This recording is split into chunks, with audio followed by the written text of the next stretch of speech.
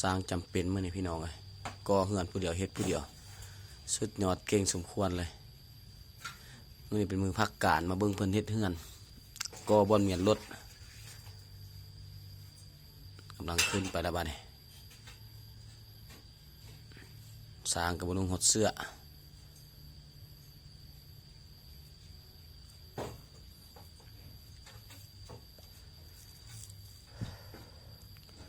เอาไปเยียบมันยังล่ะหมูย่ามันหลุบ่หมูกับบ่มีมาซอยเนาะมันกินเหล้ากินเบียร์คือหลายตายห้าแท้ล่ะทั้งสี่บ่เห็นหอนหน้าเนาะ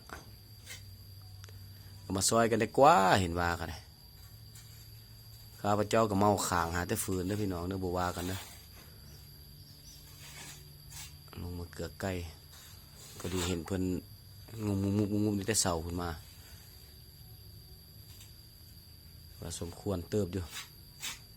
ชิเทอยู่วะนี่พื้นมันนี่พื้นมันชิเทอยู่วะโอ้เทมันกับปัดยากแล้วเนาะเมียนรถเมียนล่างชิเทพี่ยัง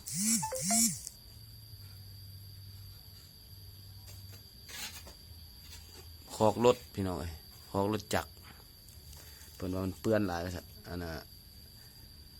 ยามฝนเอารถขึ้นเฮือนเมื่อยปัดอันนี้ก็จะเป็นทุ่งนาดินจัดสรรแต่ว่าบ้านได้เปิดให้จับจองบ้านสำเกตอากาศเหมาะขนาดนี้โอ้ย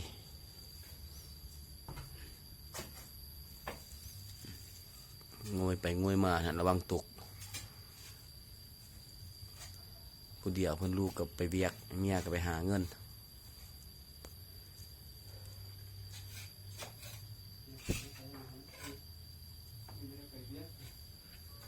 มือไม่ได้ไปเวียกคนว่าปูเอาเลยมูมีตัดดินบล็อกใส่เปลืองเพิ่นว่าแล้วเราถอดที่นี่แก้เมื่อยที่ถอดแก้เมื่อยจากปอกบ่หมูเมื่อยป่ะล่ะแก้เมื่อยจากปอกเลยจะรูปงามเลยนะนำชิโบกอยู่นะเช้าหันที่เอาขำขึ้นไปฮอตกันนั่นพูดเลยเขามันขำใหม่ก็บ่เอาไม้ใส่เนาะซี่อยู่ว่าเราเสากันเบิ่งเป็นเฮ็ดในสร้างโดนเราไม่ได้ลงคลิปไม่ได้เอารถจกไปวางทอเลยไม่ได้ลงคลิปให้พี่น้องเบิ่งนี่ก็เลยว่ามาเอาเพิ่นก่อเฮือนนี่จะให้พี่น้องเบิ่งผู้เดียวเนี่ยพี่น้องเราเฮ็ดได้จังใดว่าเงือดตายทั้งคนดินทั้งสมปูนทั้งคนดินบล็อกมืดมือคนว่าได้สำเร็จก็เก่งลายแล้ว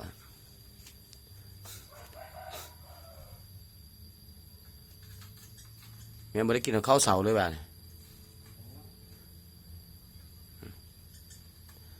พอดีซ้ำปูนเลยปูนมันก็เหลือน้อยนึง